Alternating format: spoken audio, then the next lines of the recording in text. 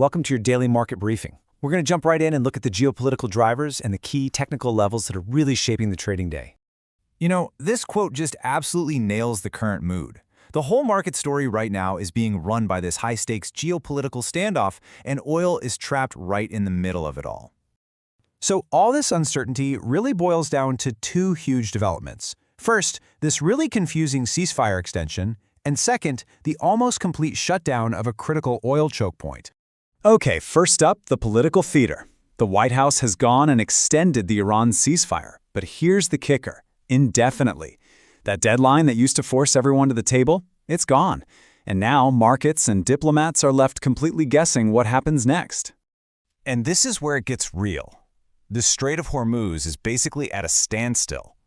Get this, we saw a full day where not a single oil tanker crossed, all while we're hearing reports of vessels coming under fire. It's brought global shipping to a virtual halt. So, with this geopolitical pressure cooker boiling over, how did the markets react? Well, it was a classic risk-off move right across the board. Not quite panic, but definitely a lot of cautious repositioning. And what you're seeing here is a textbook flight to safety. Just like you'd expect, Wall Street took a hit, the US dollar firmed up as the safe haven, and Brent crude, well, it held stubbornly high because of those supply fears. But then there's gold. It was the real exception here. Its usual safe haven glow was kind of dimmed, which tells you that for gold traders right now, the fear of a hawkish Federal Reserve is actually outweighing all that geopolitical risk. Now, let's pivot and head over to the Indian markets, because what we saw there was this fascinating split from the global trend.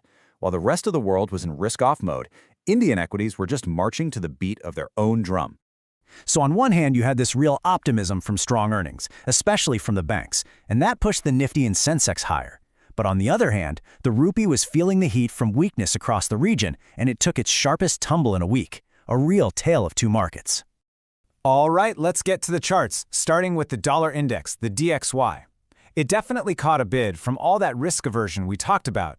And it also got a nice little lift from some hawkish chatter during a Fed confirmation hearing. But here's the thing. Even with that bounce, the tactical view is still to sell on any rise. The key levels you're going to want to watch are resistance up at 98.60, with support sitting down there at 98.17. So, no big surprise here. The euro really felt the squeeze from that stronger dollar and all the geopolitical jitters. It got sold off pretty hard before finding some support at a key level. For the euro, the game plan for now is still buy on dips. That key support level to watch is the 21-week moving average, or WMA, which is sitting right around 1.1704. And the big thing to listen for today? Commentary from ECB speakers Lane and Lagarde. Sterling also took a step back as those tensions in the Middle East just overshadowed everything else. But there's a key piece of data out today that could change that whole story very, very quickly.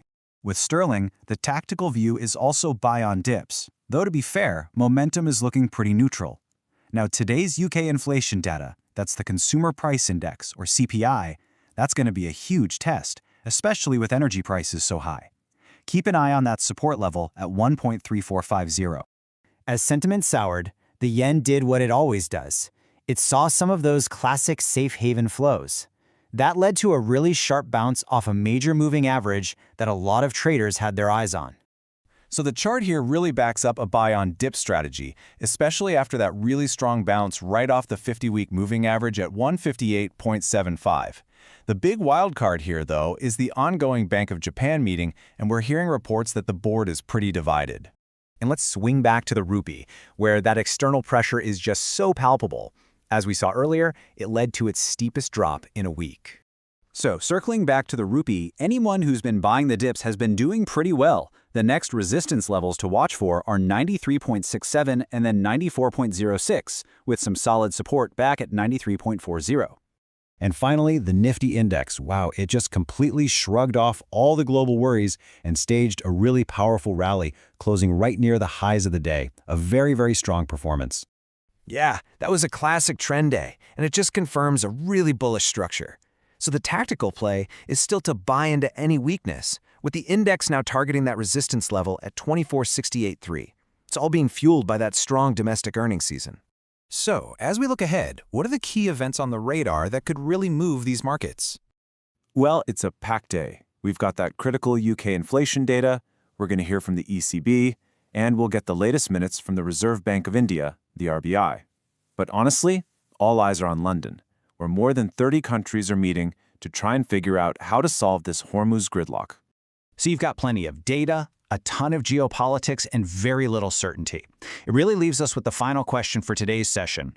As traders try to balance all these conflicting signals, what's going to win out? Bullish conviction or defensive caution? We'll be watching.